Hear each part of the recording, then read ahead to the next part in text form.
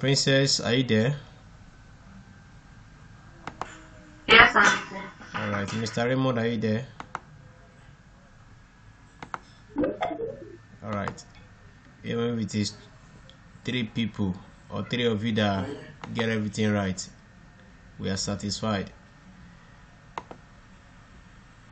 Alright, let me just open this here. Sorry, I want to open my VS Code.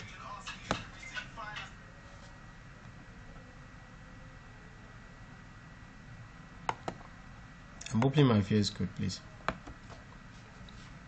So today we'll continue with our JavaScript and a bit of CSS.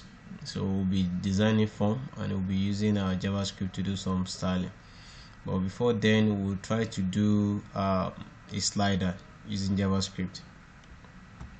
Now, mind you, most of the things we'll be doing with JavaScript, there are also existing libraries that have been written to make the work easier that you can even use without writing a single JavaScript code yourself.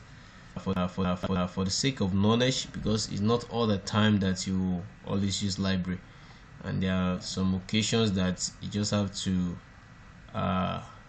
know how to do those things. Even though they exist, you still have to learn how to do it, so that when you are stranded and those libraries could not be used, then you can implement it yourself. I've seen a situation whereby a colleague of mine in office was trying to, I think he was even trying to do a slider, and this guy looks around, search Google for library, but all the library is in, he couldn't find a particular one for Angular framework specifically. So after a while, he could not see anyone. I have to help this guy to implement a slider with just JavaScript code, because he could not find anyone that is compatible with Angular library. Sorry, I'm just opening the VS Code, that's why the thing is very slow. Okay, I'll be closing this guy.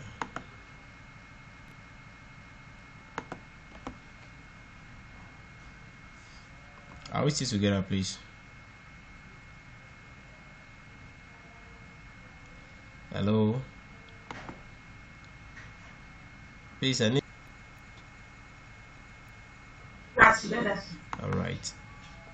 So we'll continue where we stopped yesterday, but before then I would like to know if there's anything that is kind of an issue yesterday that we didn't get correctly, so we can treat it this night. Anybody have any issue with what we did yesterday?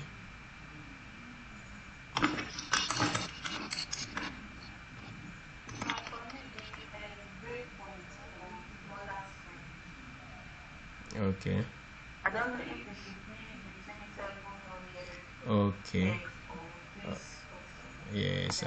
All right. That's a good question. I actually understand that. Now, the number smaller screen is from around 360 to 480. That's the number smaller screen. But you know, phone they have different screens, and when you are targeting just the smaller mobile screen, then you use like 480. But most times I prefer using 640 for the mobile screen. And most times when you use 640 and 480 for mobile screen, it will always be responsive on all those devices that have their width within that range. Sorry, I'm trying to look for, okay, I think this is what we use. All right, so take for example, now let's go back to our code. So yesterday I defined 2 media query, the breakpoint. The first one is 640 breakpoint and the second one is 800 breakpoint. Now this 800 breakpoint here is actually for tablets, and tablets start from around 700 plus, like 720px. That's where you have your tablet viewport, the breakpoint for tablets. So anything below 720 is not actually for tablet much again. It's for normal mobile screen. Is that clear? Then anything above that anything above 920 to 960, anything above 960 is not for normal desktop, probably mini laptop to normal desktop. Do you get it? So, and when you are designing your website, don't focus much on tablet and desktop, because according to research I showed you guys the other time, about 50% or 50 to 60% of people accessing websites, they actually use their phone. And that's when you are designing, they always say mobile first. So your design should be responsive on mobile view first. So which means that you are cool with this 640. At least this 640, you are cool with this 640. Any design you put in this 640 will adjust very well with most phones without any issue. Do you get it now? Yes, sir. All right, any other questions or anything bothering anyone before we proceed? So go to your JavaScript. Okay. The code is the best. Okay, that's we did it in our web page. Why is it? Yes, service and display. Why do you use display? Okay, thank Is you. it because we use the show and the hide? We don't even use that show and the hide again, Seth. Don't use it again. We only use now this display you are seeing here. Okay, let me put it this way. You can see this word style here. This word style means that what you are about to do on this particular element you select by ID is a CSS styling you want to do. That's why we use dot style. And then all your CSS properties that you are using here is also valid with that style property there. So which means I can do style dot position, style dot top, style dot right, style dot width, style dot height, style dot display, just like I did there. Style dot justify content, style dot align items. Do you get it? So you can actually use that style to select any CSS property you want and apply the effect to it. Do you get it now? Yes, sir. All right. So any other question? Any other question? Okay. Raymond, any other question from your hand? Okay, it's not there. Adeyemi, any other question? Yes, sir. Any other question? Hello? Are you guys there? Adeyemi, are you there? Yes, sir. Are you there? Oh, I don't know if they are there. Alright, Princess, you are there, right? Yes, sir. Alright, so let's proceed. Any other person that wants to join us will be joining us. So what we'll be doing now is the slider. Then after we are done with the slider, then we do responsive form, like input form, and we do some JavaScript to do some validations there too. So okay, now in our header code, we are seeing inside this header here, and here we have our header content, caption, subcaption, btn, get started. So now we want to change, want to apply background image to this our header, and want to also be changing the background image anyhow we want it. Okay, so let's go into our CSS with this guy, and okay, so it's not a must I put this in my media query, so let me just put it outside my media query. Oh, okay, so now I copied this guy 2 times. So now the background will now be background, sorry,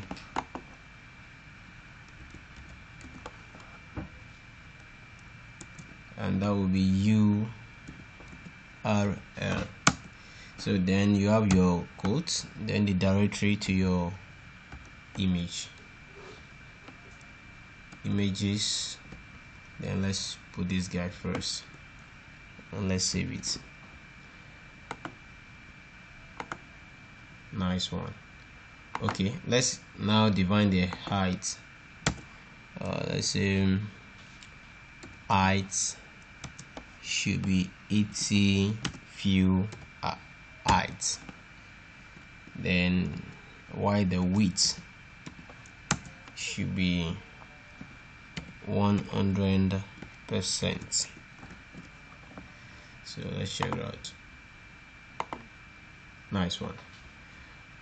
Alright, then we are done with that. Now in JavaScript there are many. Okay, yesterday I was explaining a DOM, that's document object model, which actually represents your web page, content structure, element structure. So, and yesterday we use get element by ID to access a particular element which we've added an ID to, something like this.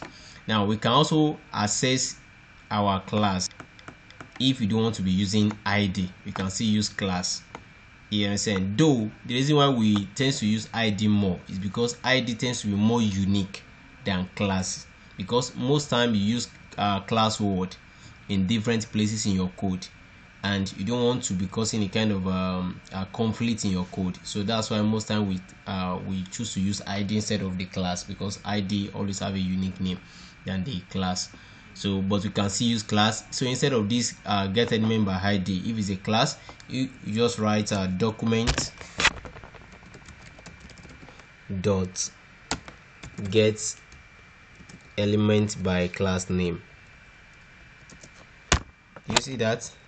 Then you put your class name inside this place. Hello, are we together? Let me remove this guy from this function. Let me just take it out. So if you also want to get it by tag, maybe you want to get this div or paragraph of a thing. Mind you, if you are using by tag, it will select all the tag on the web page. So if you want to get by tag, you also do something like that. Get element by tag name.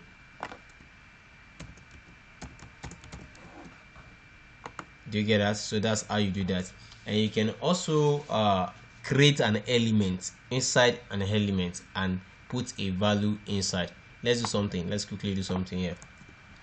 Now when you look at this place, I have a caption called "It is good to be good," and life is sweet when you have good people around you. Now I want to insert a content. I want to replace this "It is good to be good." Now how do I replace it? Then let me declare an ID here and call the ID caption. Now in my code here, I'll just declare a variable. Let's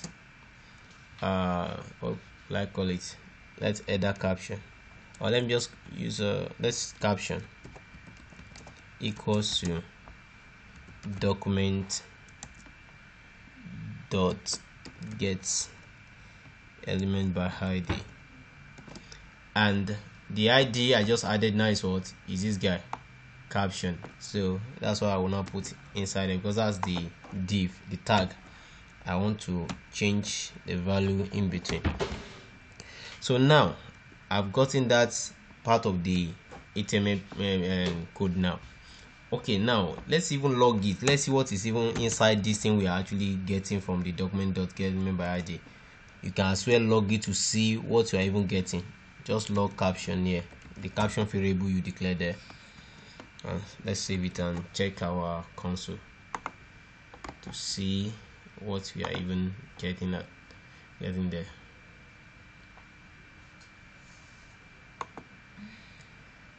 Okay, let's refresh the page. Now uncaught reference error, cannot access caption before initialization. Why do we get this? We get this because our JavaScript tends to load before the page itself actually loaded, and that was the reason why it was showing us this guy here. Alright, so let's see how we can okay, no, I made a mistake here. Sorry, this guy should be inside the double quote. It's a string and not a variable. So what I actually put inside the other time without a double quote is showing that I have a caption variable that contains something, which was wrong. It should be a string like that, like this. Alright, let's refresh the page. Okay, can you see now? Hello, are we together? Are we together? Yes. All right.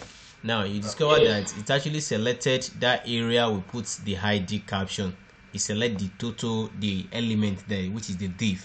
So which after that you can now use your JavaScript to change anything. Let's say you want to change the word here, this everything in between this tag. Now we want to change it, or we want to put something else inside.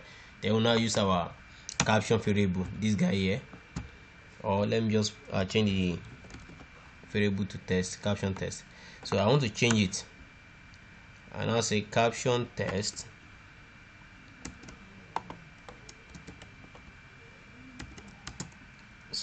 caption text dot inner HTML.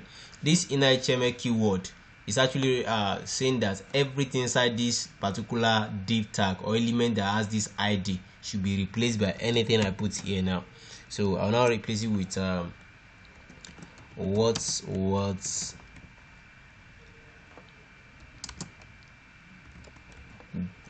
doing at all. What's doing well.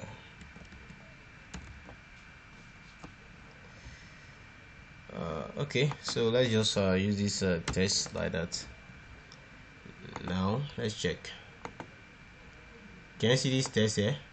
It has changed to a different text from the initial one because we use inner HTML. So using this inner HTML keyword now, we replace anything in between the tag you selected. You can use it on anyone. You can put your ID here and replace this one at the runtime anyhow you want it. But that's not what we are even where we are going to now. So and at the same time, you can as well use okay, let me just leave that for now. So now there's another query selector we can use to actually change something. Maybe you want to, okay, let's add an image here, img, and here we have our assets, image, then let's say just put that guy there.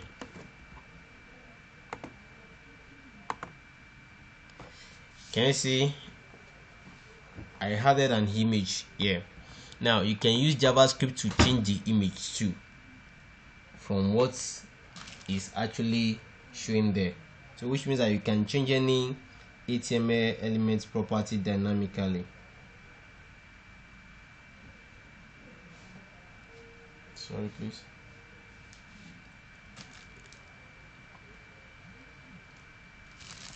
Okay, so let me do that quick. So now we can select this image here. So how do we do that? You can put an ID here, call it anything you want, but I want to call it my image. Okay, so now this ID, now I will just call it, bring it on. Let me declare a variable, let my image. This is actually a variable, it's not, I can even call it img self so that you not confuse it with the ID. Then document dot get element by ID. Then I'll put my ID inside. Always remember that your ID should be a string or number if you are using number. It should always be a string, just the way you declare it there. So I've gotten the line now. So what can I apply to this guy? There's a way you can set this src here, and this particular method I want to use, it applies to any tag at all that has another attribute. So you normally use it to change attribute. So my img dot set attribute is a function. Can you see that? Now the first line here is the qualifier name, and the second parameter there is the value you want to change it to. So what's the qualifier name that I want to change there? The qualifier name is src. You know, in this image is src. We want to change the value, and you want to change to what? The value now, comma, then this one will give us a suggestion. So let me just copy something from there.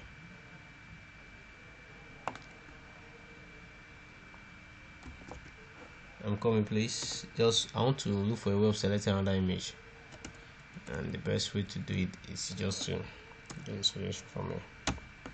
Okay.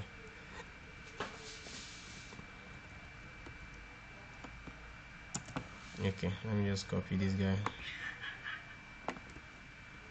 Are we still together? Yes, I still. All right. Okay. Yes. Why are you using this for the? The reason why I'm using this set attribute is because I want to show you guys that you can use this set attribute to change the already defined image here. This SRC image you've already defined here, you can actually change it to another image or another value at all. Is that clear? And you can also use it on another tag like hyperlink tag here that has href that you can always put any URL you want there. So let's check it out. Can you see that it has changed the picture? Now if you want that, now this guy, the reason why it's always running anytime we run it is because it's not inside the function, so it's inside the script itself, and this script will always run when you refresh the page. So let's put it inside the function now, that until you click on something, that's when the effect should show. So I will copy this guy here. I don't need this guy again. I just use that one to show some other things there. Just be taking note of everything we are doing, please. So I'll create a function and I'll call it change image. Then after that I'll collect a parameter img, and I don't even need the parameter for this one, so there's no need of putting any parameter inside. Alright, this is all I want. Okay, so now anytime I call this change image, it will change the image to this new one. So now I'll copy this function and go up there, and let me see where we can put a click event. Okay, this is our sign up button here. That's what will run the thing for us. Where is sign up button? Okay, this is here. So just put there is an event you can use on click event, on click. So when you click on the button, it should run that code for us. Then you put your function inside that double quote there. That's all. So let's see what will happen now when we refresh the page. Can you see that's the initial picture? Then if you click on this guy, it changes. Alright, and at the same time you can even use a for loop to make the picture to be toggling automatically, and you can even have it in a let's make it more interesting. So now yesterday, or I think it was yesterday, we did an array, or last week. So let's declare a variable array. So this will be let's image, you can call it anything, img array equals to, always remember that this is you use square bracket for array. So I'll declare array of just 3 picture or 4 picture now. So what I just needed there is just the name of the pictures, because I know all of them is inside the images folder. So what I need here is just the pictures, the picture names. Okay, so this one must be a string. Oh, why is the system slow like this? Okay, so that's the first value in my array, or the first element. So the second image, let me check other images and get it, the name. Okay, let me just copy this guy.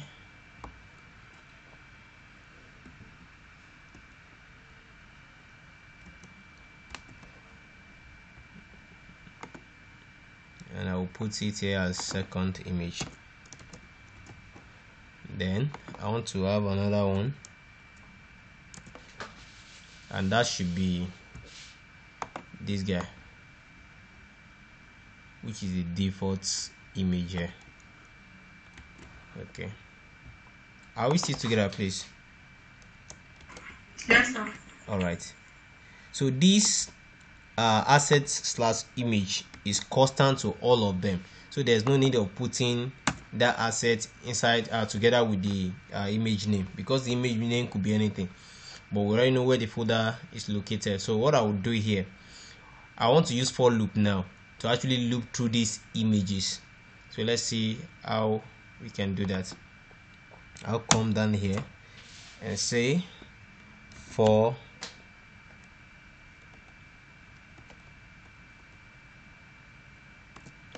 then our array here is our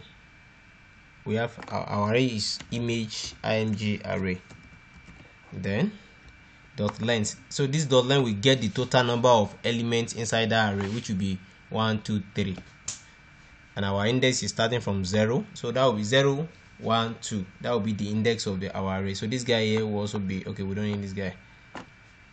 All right, so now after we are done with that, what do we actually want? We want to be changing, as in dynamically change this value here. I copy something. What's that? Okay, now we copy this guy here,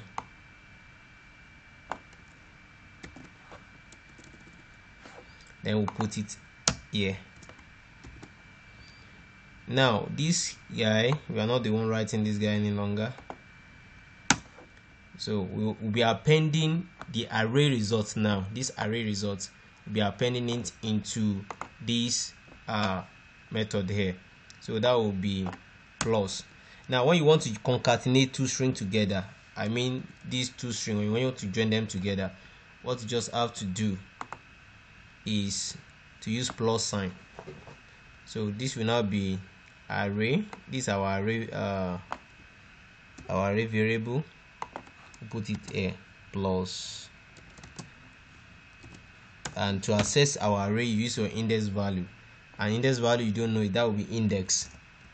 Remember, we use index instead of I. I didn't mean we use I, we could have used I here, but let's just use the index variable too. So this one, any as your index value is increasing from 0 to anything, it will continue to change the picture. So that's how it will be. So now let's check. You won't even see the effect because it will be so fast that you won't see when this thing will move from 0 to 2.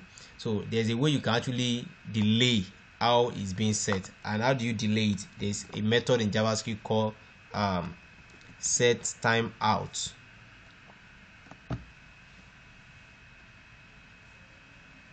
Set timeout. Okay, so this is timeout now. Sorry. Oh my. Are we still together, please? All right, so now when you look at this here timeout, now you will see one type of function here, arrow function. They call this type of function here arrow function. The way they normally declare arrow function is different from this normal traditional way of declaring function. Now let me quickly brief us on that type of function. Look at this toggle menu function. Now the way I declared it, if I want to declare this toggle menu again, I can as well declare it in such a way that I'll just say constant toggle my menu, then equals to arrow function. Now this guy here, the way I declare it, look like variable. Now in front of it, I will now have this bracket, then this sign, then your brackets here, your curly bracket. So what you are seeing here now, this guy that I lettered out for you, is actually called an arrow function, and you can assign it to anything. It behaves like normal function, just like this one too. And you can pass your parameter into this place. You can put any number of parameter here, just like we did here too. And anywhere you want, the way you are calling this guy, where you are using is the way you call this one too. So that's a sample of an arrow function.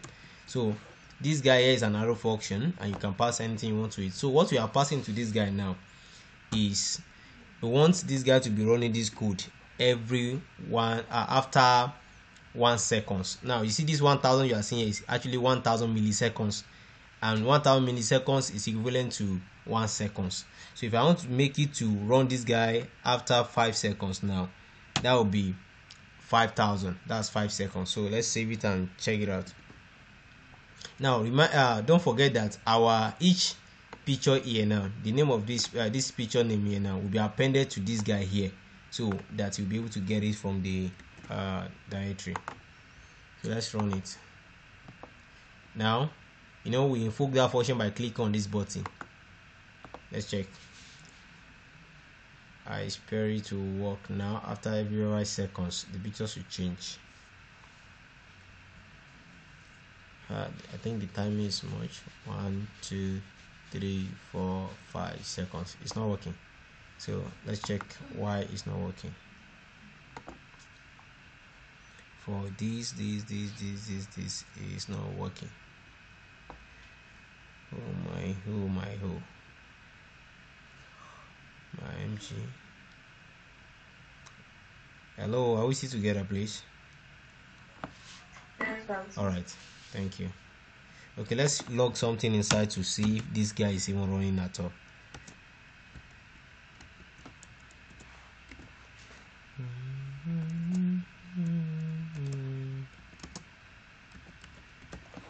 Okay, then let me change this time to 1 second.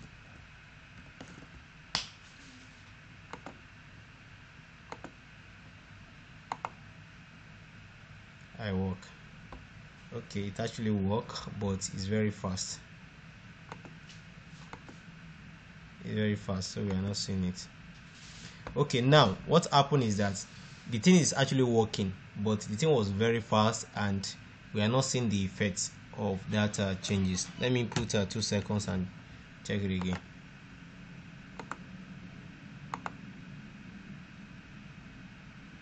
Okay, it ran the whole thing together at the same time.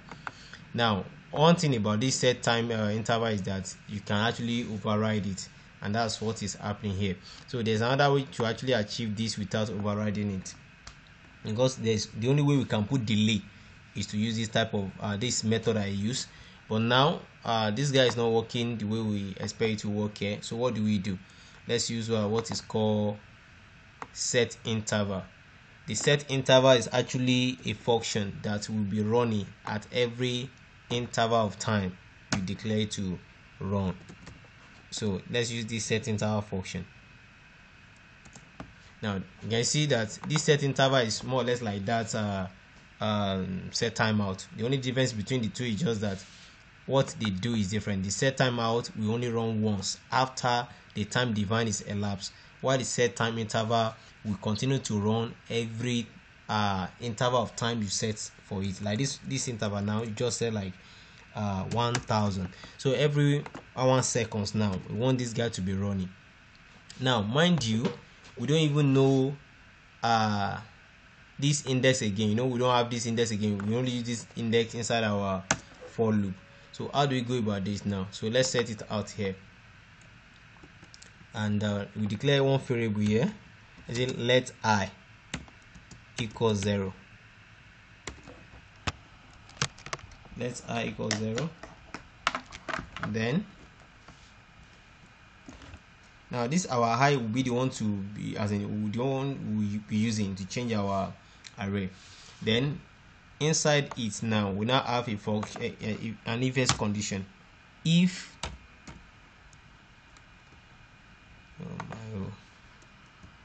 are we still together? If our I value is less than the length of our array, sorry, if our I value is greater than the length of our array, the array of the pictures, dot length, this will be dot length now.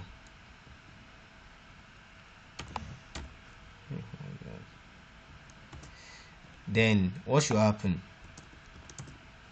The I now should, the value of I now should be equals to 0. Now if I is less than 1, if I is less than 0, then the value of I should be equals to the length of our image array. Okay, then after that our I should now be incremental. What do I mean by that?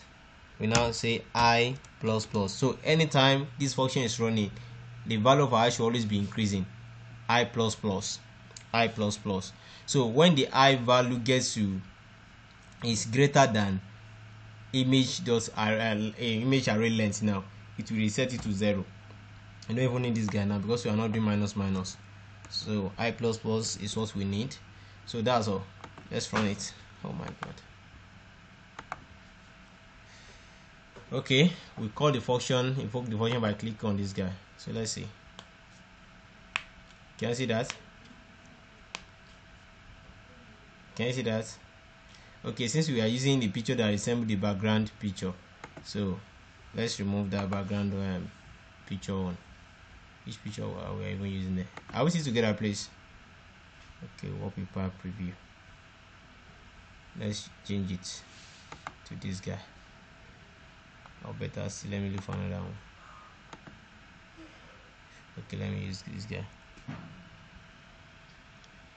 Are we still together, please? Yes, sir. If there's anything that is not clear, please let's try and voice it out. Let me go back to our code. So I want to change this one of the array value here. I think this one we are already using this one as our, where is it set? There's our background picture. Hotel room, 5-star hotel room. Okay, where is 5-star hotel? Okay, there's no 5-star hotel room here. Let me change this guy. It seems this guy is, oh my god. Okay, let me just add another one to it because I can't actually remember. Let's see that one.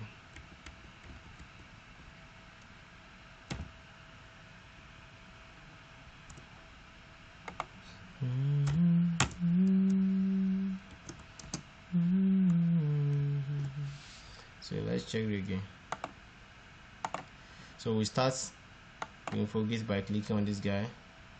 2, 3. Can you see that? So that's how it will continue to load our code. Now we are actually running into an error because of something here. This guy here, we said when if I is greater than array dot length, then the value of I should be 0. I think it's still working. So that's how we can actually do image slider. But now the normal image slider, you will see a clicking arrow by the size. So because of our time, we might not be able to do that now, but it's still almost the same pattern we follow here. Now the difference between this one and that one is that here we are using set interval to continuously change the picture, and that one you have to click to change the picture. So to do that one, what you just do, instead of doing this guy, you can just create two functions, then you put it to be plus and minus. That's how you do that one. Are we together? Hello? All right, please, is it clear? Hello? Okay, like what? This change image. Okay. This if statement. Okay, this if statement here, the reason why I use this if statement is this set interval will continuously run this code inside it, like forever. As long as you've initiated the function, it will continue to run this code. Now because it will continue to run this code, and I know that the total image I have in my array is just 4, you understand, and if it will continue to run, it means that the value of this I, we need to always increase the value of this I, because if we don't increase it, this array image will not change. It will remain at the initial value we give to our I, which is index 0, which will be the first image. So which means that we always have to increase the value of our I. So increasing the value of this I now means that anytime this function is running, our I will get increased, and our I rather can actually increase to millions and billions if we don't stop it. Is that clear? So now we put a check. This is the check that if this I value is greater than the total number of the elements inside our array, then it should change the value back to 0. Do you get that? Yes, sir. So that's what we just did here, that is to change the value back to 0, then continue to increment it. But now we can actually put our incremental value here. Instead of putting it down, we can put it up, so that it will always increase before we check it. We can put it, where should we even put it, I think it should be down. No, it should be up. Okay, after the function is done running, that's where you should put it. Okay, so that's how the guy works. You see that? That's how it will continue to run, it will continue to run, it will continue to run, it will continue to run. Now the reason why we are getting this error is because here now, let me show us here, something is actually going wrong. The value of I is actually increasing to 5, and there is no image. Now it's actually increasing to 4, and if you are doing image array index 4, you will not see any value because this one stop at index 3 here. So, and the value is increasing to 4. How do we know? Let's log it.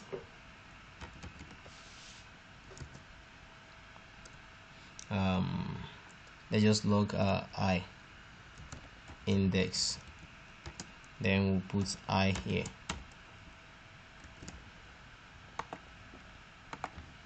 Okay, so let's click and begin to look at it.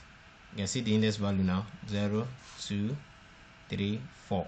You can see at 4 we are getting an error because there is no index 4, so which means that we have to capture this error in our if else condition now.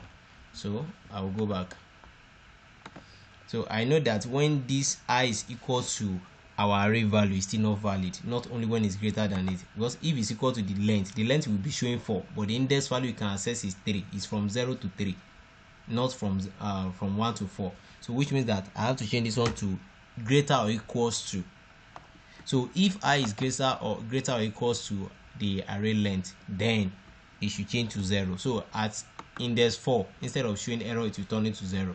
So let's check that now. Be checking the index value now. You won't see 4 again. You see that? And you won't get that error again. Is that clear? Hello? Are we together? So this is how it will continue to run to infinity till you refresh the page again. Alright, so let's now make our own image slider that you can be clicking to see the effects now. Okay. Yes, I mean image slider that you can be clicking to see the effect, like to be clicking to change it from left to right. Hello, is that clear? Okay. Okay. Image. Okay. Why do you use it on the Okay. Now, this assets/images is a folder where we have all the images. And mind you, when you are using, now look at the way we declare it inside our SRC here. Our SRC, you always start with what? The directory name, assets, images, then the name of the image, right? Now in our array, we only put the name of the image there, not the directory. Do you get it now? So if we want to use it now, we have to append our directory name to it, and that's why we use asset plus image plus the array name that this index will return. Okay. Is that clear now? Yes, sir. All right. So we are good to go, right? So now to reduce the time for this guy, now when you click on this guy now and the thing is going, it's actually moving fast, right? So you can as well reduce the timing, like increase this time to 2 seconds, and to be after 2 seconds, that's when the picture will be changing.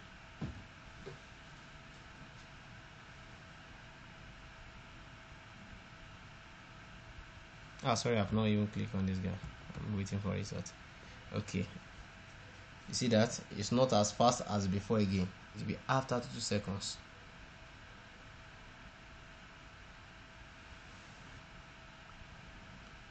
So these are the way you can actually be changing it. All right, this is for change image.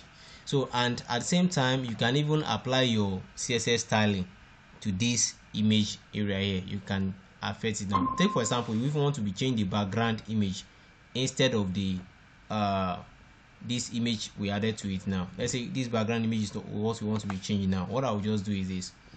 I will now come here. Let me comment this guy out. Where is it? This image. I'll comment it out, and I will. Okay. Now, mind you, this particular image here is being loaded inside our CSS. Can you see now? It's inside our CSS. We added it. So we will now want to be changing it from our JavaScript now. This URL now. Mind you, we use our background property here.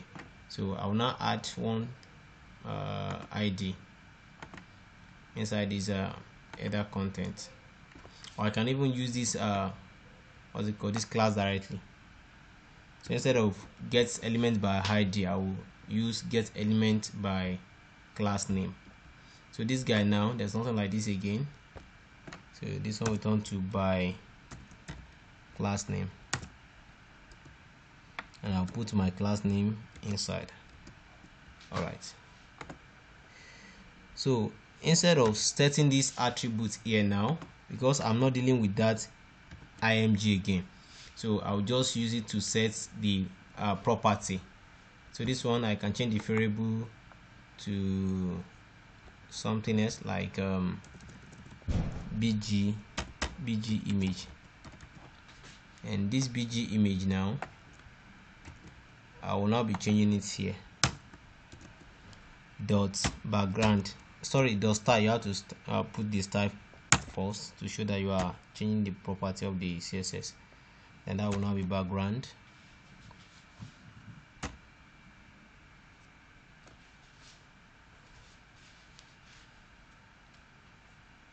I'm coming, please. Style dot background, then equals to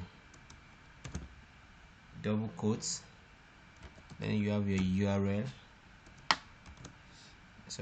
then you have your brackets, single quotes. Now if I were to be you here, I will not use this type. I will use what we call backtick type of or string backtick. I will not use quote or double quotes here, backtick, because I can actually put a variable inside backtick. So inside here now you can have your quotes, and when you check your CSS, our CSS out here now, our CSS actually started from going out of this CSS style, access image, but in this case now we are accessing it from our HTML page, so which means that we'll still have this guy inside that quote there. Or better, let me just copy this guy like this. Please, are we still together? Then after that, because I'm using a template, I'm using a backtick, so I can just put my variable here. So what will now be our variable? Our variable will now be this image here, the image array. Just put it inside this guy here, and we are good to go. Hello, don't see this in a special stuff here. What I did here is that I put a backtick. The reason I'm using this backtick is because I want to use a variable inside, and I don't want to be using plus and all those things. So that's why I added that backtick. Let's see if it will work.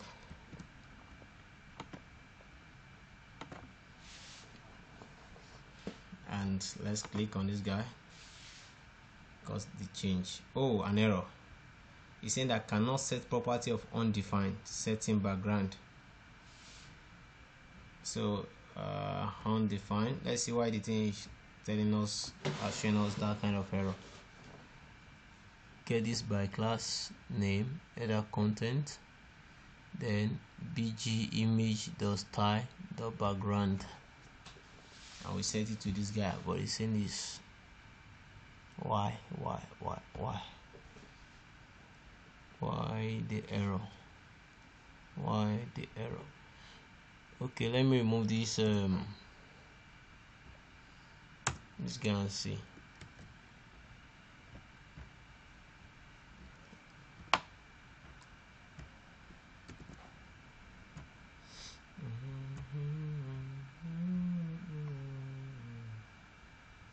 We are still having error setting background, so which means that we can actually use this type method to set the background.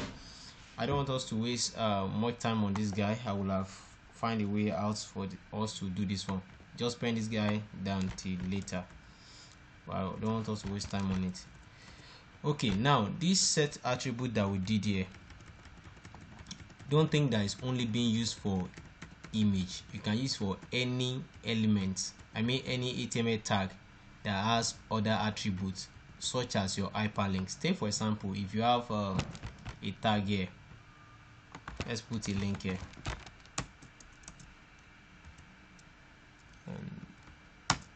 and inside this link you have it to be h, let's call it something, my link, and you have an ID to it,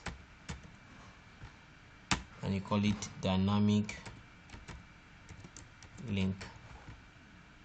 So I'll copy this guy as our ID, then go down. So inside this set attribute, now you can decide to be changing the what's it called, or you can even, let's even do it outside the function. So I will just copy this guy here, I'll copy it down here, then I'll copy this guy because I will need documents to get the ID. You can always join it together just to make it shorter. That's why I always put it into a variable before I continue with it. You can always join the functions together, and our ID here is this, for that link is this guy here. That's our ID. So what is the attribute you want to change? That's our href. And what are we changing it to? That's what we will now put here. Now we are changing it to www.google.com.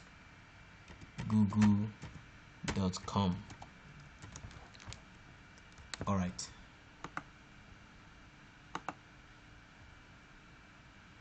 can you see that when I open on it, www.google.com? Let's change it to another thing.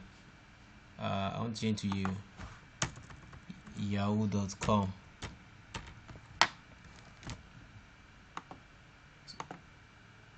Open it. Can you see that? Hello, are we together?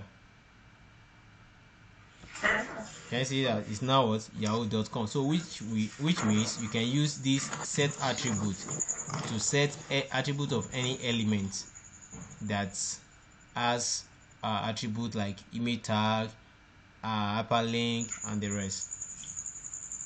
All right, let's continue. So I don't want us to waste much time on this guy. Later you get to know how to really use all this environment. Let's go to form, please, because of our time.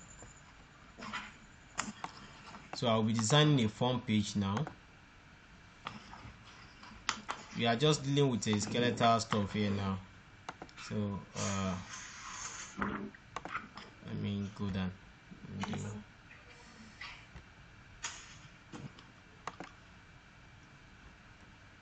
All right, let's have a session here after this other session. Okay, another session here.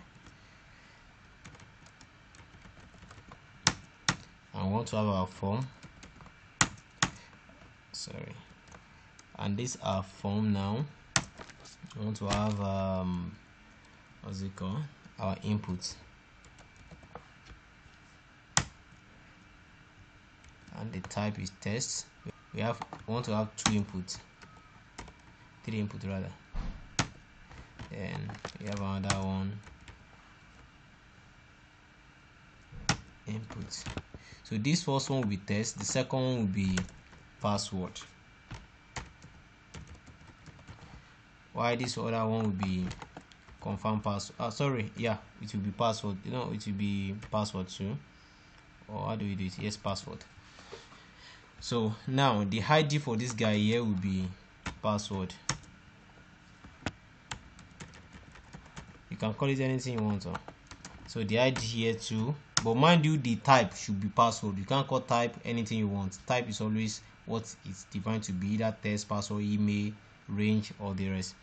So this one too be confirm password or password 2, just to make it easier to remember.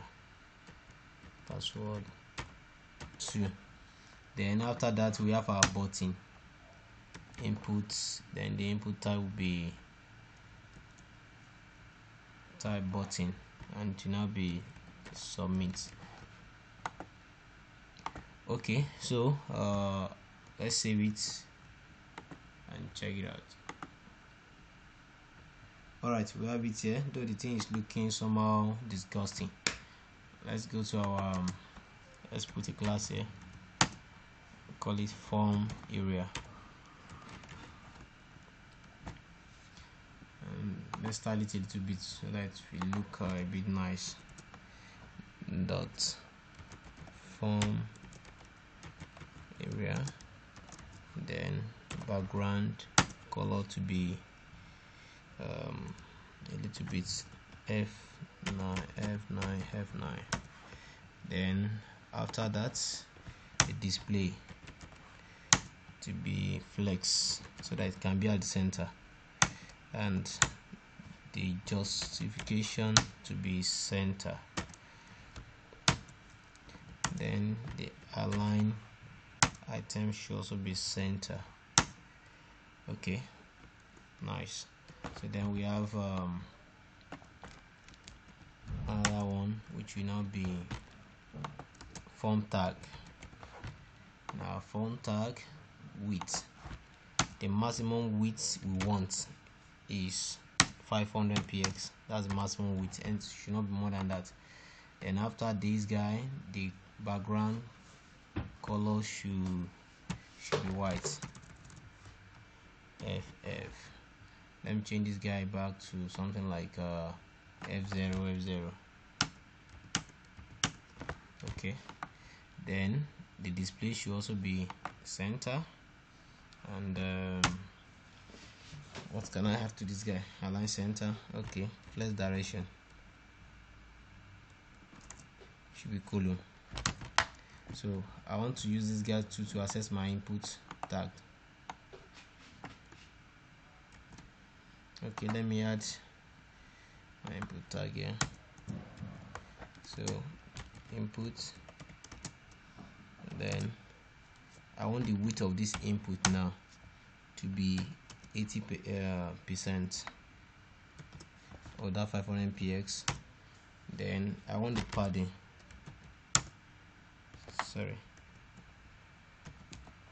I want the padding to be 10 px.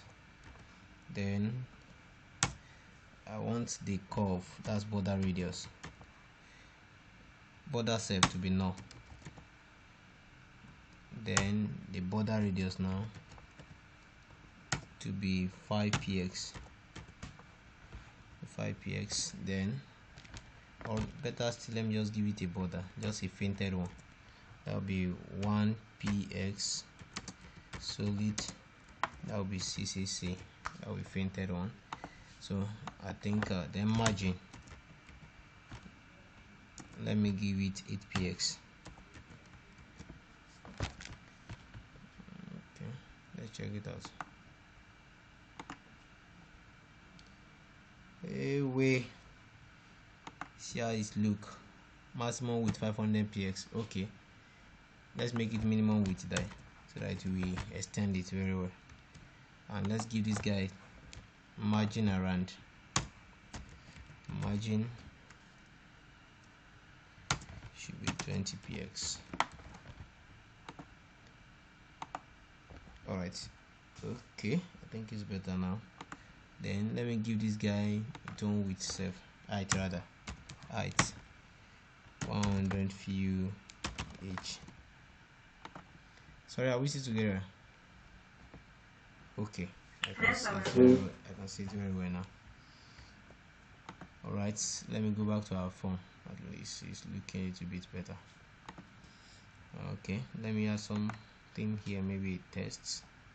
I'll call it h1. let's see, let me add inside h2, enter your this. Okay, I hope it's clear there. Alright, so now this is our input. Now let's add a placeholder so that the user will know what to put inside. Placeholder test, your full name, then placeholder password, then this guy too, placeholder password. All right, okay, nice one. So now I will enter name here, we'll enter a password there, and we'll enter the confirm password there. So what we want to do now, the first thing is just that the first thing we want to do is that we want to know the length of the name the user typed here. I want to validate this input. I want to know if the password match, and if it doesn't match, we'll display a message here. So let's put our message around there, call it span, and say something. What can we put inside? We don't even know what to put inside first, but we want the color to be red, color to be red, and we want the ID, and we'll give the ID to be error message, MSG. Okay, that's our ID there. Are we following, please? Hello. Yes, sir. Okay, so the ID for this one too will be name. All right, so now we'll go and create a JavaScript function that we will use to get all the values in this test, and at the same time we can even be using okay, then let me just do something first so that we're not be confusing ourselves. So the first one we want to do now is get user input.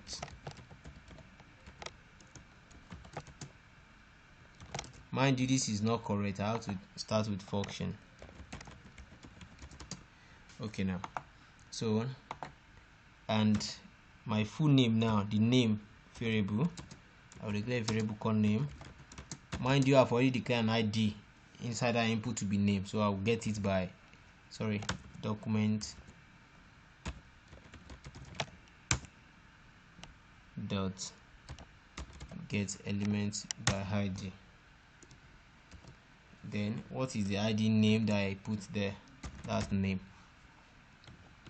Okay, so that one will give us the value of that guy.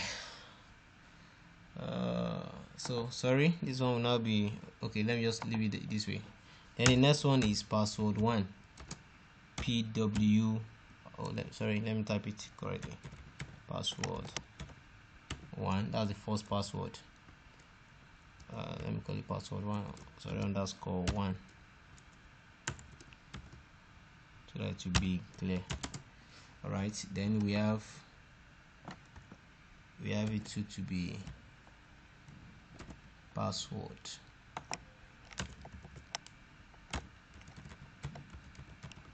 And the second one will be password 2.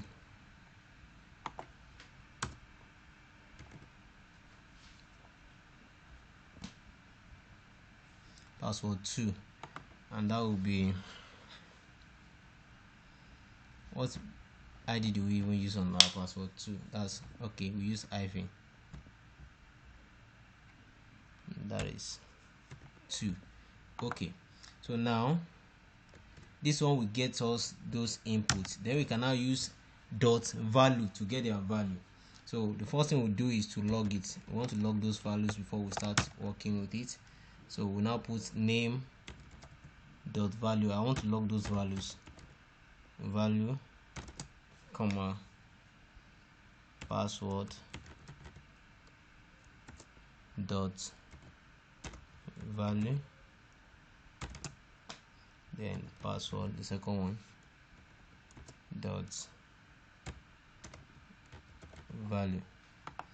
Okay, so now, but when do we want to get this value? Anytime the user click on this submit button. So I will now put an ID here, and I'll call it submit btn. That btn, I'm actually sorting the word button. So I'll now go down here. This one I will not put it inside a function, I'll just call it directly document dot. Now the ID here will be submit btn. Now submit btn, that's the ID of that button. So now there is a method in JavaScript that you can use to listen to any event that happens on the page, like click event.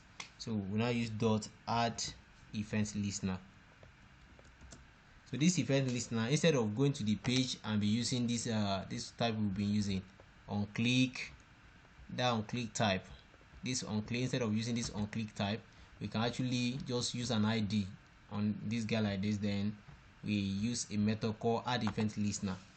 Then you put your bracket because it's a method.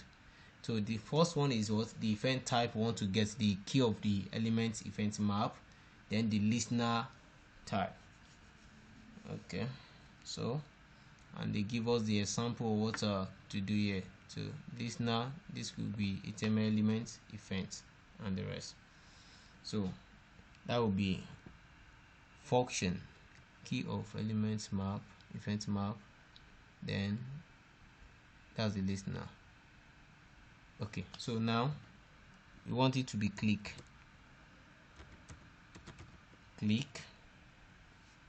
type is click. Then the next one,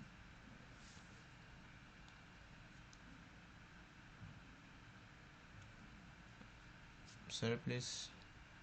Okay, we are not using all these guys. We just need an arrow function here, an arrow function to perform a task. And what is that task we want to even perform? There's no need of performing any task than to just call this method. We pass our method into it. Here I don't clear the closing bracket. Alright, let's check it out. Anybody there with me? Let's spread it together. Are we still together, please? Hello. Alright, so let's click on this button and see if there's no error yet. So let's put something here,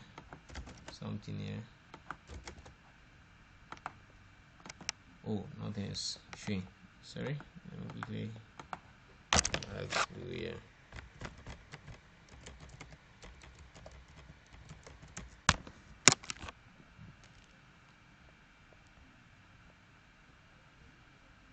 So now this site, developer.mozilla.org, is a site that has the documentation of all JavaScript, HTML, CSS. So if you want to check out a particular documentation or a particular method or anything, any tag element of a thing, when you browse it, Google can give you a lot of sites, but ensure that what you see this developer.mozilla.org, which has the details, the full documentation of all HTML, CSS, and JavaScript tags and method. So I want to check out the parameters that guy needed. You have type, then the listener, type and the listener, then the sample code. I want to check the sample code there. So event handler, okay, event.type, full screen change, I don't need that. Okay, test no option, I don't need that. Which one am I looking for? Okay, mouse up, okay, click, I need click, and do mouse up, then passive supported, true, I don't need that.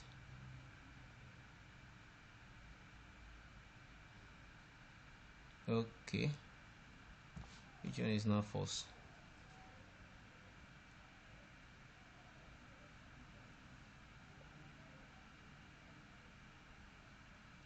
All right. I think we are still correct. I think I'm correct.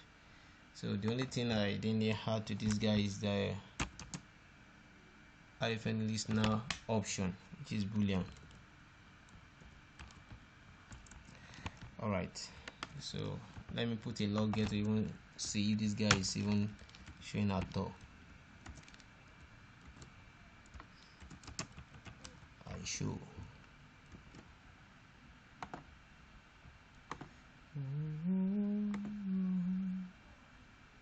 Anyway. Oh man. Without clicking on the guy is string. Something is wrong with our code. I discovered that the guy is running without clicking on this button. So that means that we have to look for a better way of listening to this guy now, because this guy is running without clicking on it. So what we'll do now is that we put it in a function. I'll call it submit method. Then we'll put it inside here. So until we call this guy, that guy will not run. But nonetheless, this guy is not listening.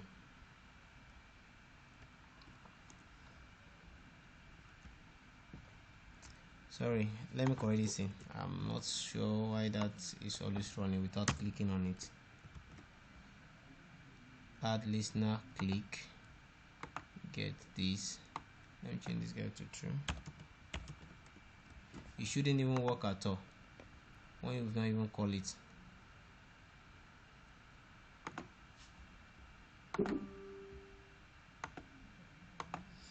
Why is he invoking this guy? Okay, let's check it out.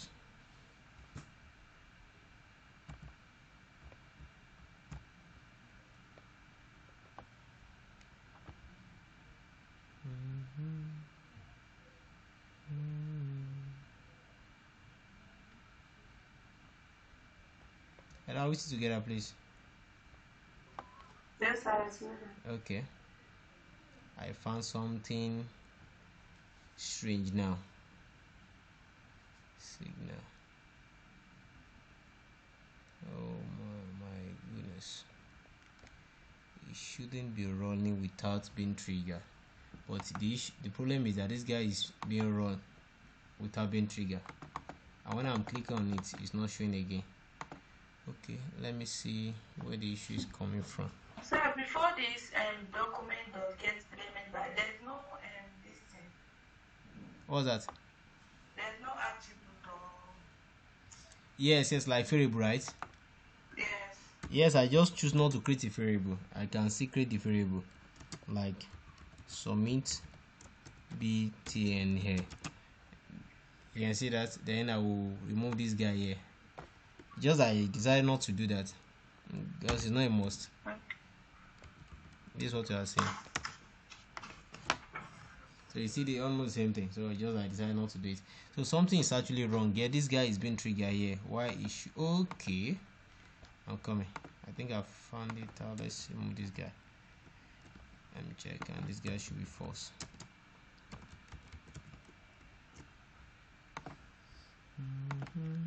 Okay. All right. I think the reason why it's showing is because I added that bracket, closing bracket, and function bracket to it, and that was the reason why. All right, it's working now. So the reason why.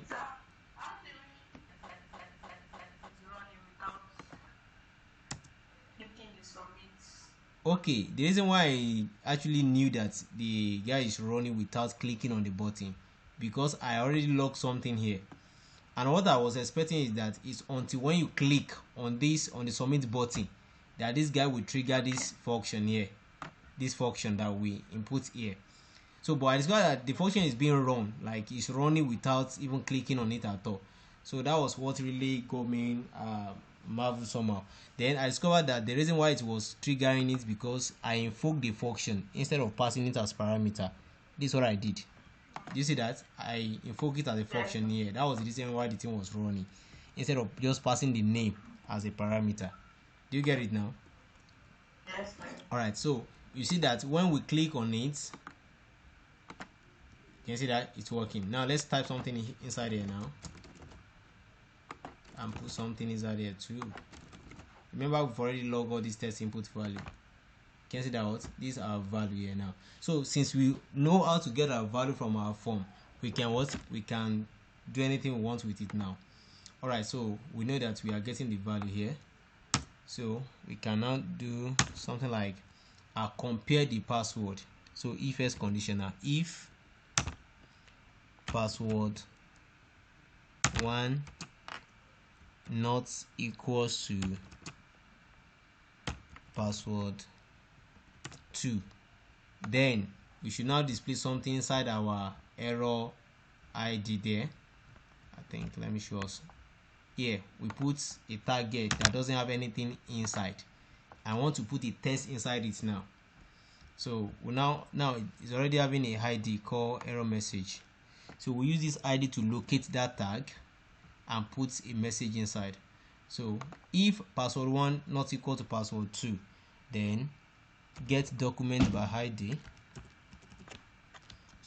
Document get element by ID. So inside here now we pass that error message ID into this place now. So then the next one, I can as well pass this one to variable, but I don't want to be creating variable for this one now. So I'll just use dot inner HTML. The value should now be equal to any string I pass to it now, which will be password not match. Password not match. Someone wants to join.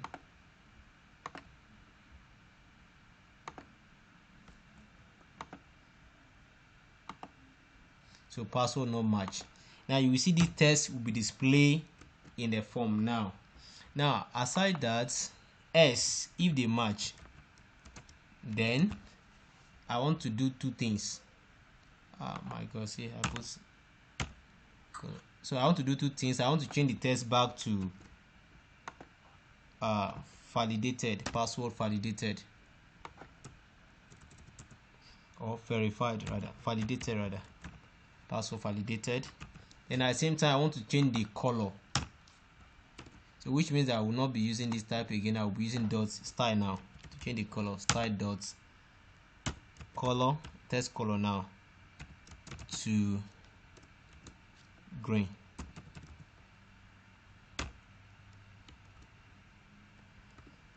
Then at the same time I want to tell the user the what's it called, my goodness, what do I want to say, sir? The length of the name. So I want to say this one, there's no need of putting inside the if condition. Anytime the user enters, I just want to tell the user. So I want to alert, and that will be name. Now we've already gotten the value of the name dot length. No, let me just put in a variable. Let's name, okay, tell user, that's my variable name now, and I will now do a string, your name as then I will append the value of the name to it now, the length of the name dot value. Sorry, there's no need of, I'll put value in front of these guys. So name dot length, then I'll append the word character in front, character.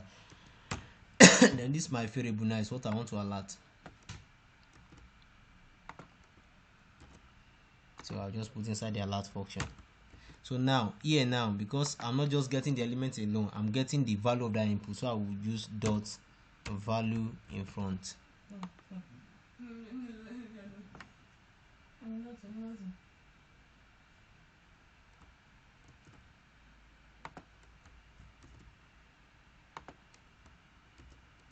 Okay, so let's save it now. So what? And let's run it. So I want to put a name like Frank Joe, and a password like anything I like, and submit. You can see your name has 9 characters, and you can see the error message, password not match. Are we together? But I don't this guy should have a space here. All right, so now let's try and put something that's the same thing. Let me just 1 2 3 4 5, and this guy too. 1 2 3 4 5, submit. Password validated. Can we see that? Yes, sir. So this is how you can actually process your form, validate your form before you send it to the backend server. So I don't know, is there any question, any confusion, anything at all? Yes, sir. Okay, all right, this is a code. Okay, this false here.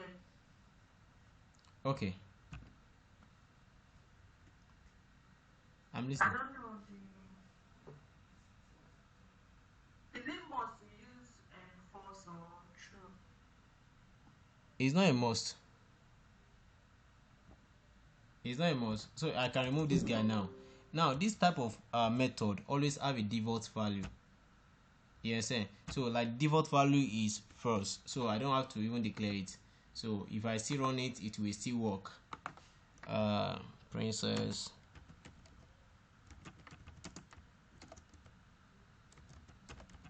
maybe, then the password, and put anything. Do you see that it still work? Yes, sir. So it will still work. So that's it. And if I change this password to the same thing, 1 2 3 4 5, 1 2 3 4 5, then you now see it as the same thing. Password validated, and the text changed to green. Can we see that? Now mind you also that the reason why you are not seeing what I'm typing into the password is because the input type is password. I hope you all know that. Where is it, sir? Yes, sir. The input type here is password. That's why it's not showing the password I'm typing, and that's why we are using 2 password feed. And when you check the ID of the 2 password feed, it's actually different. The first one is password, the second one is password -2. So the ID is different. So it's actually helps me to get the value. And I'm using this dot value here. You can only use this dot value on input feed or input tag to get the value of an input. So that's why I'm using dot value here to get what you are typing, what the user type inside, and what I'm getting into this variable. Then I'm now using that variable. I compare the variable here to know if they are equal, or if they are the same thing or not the same thing.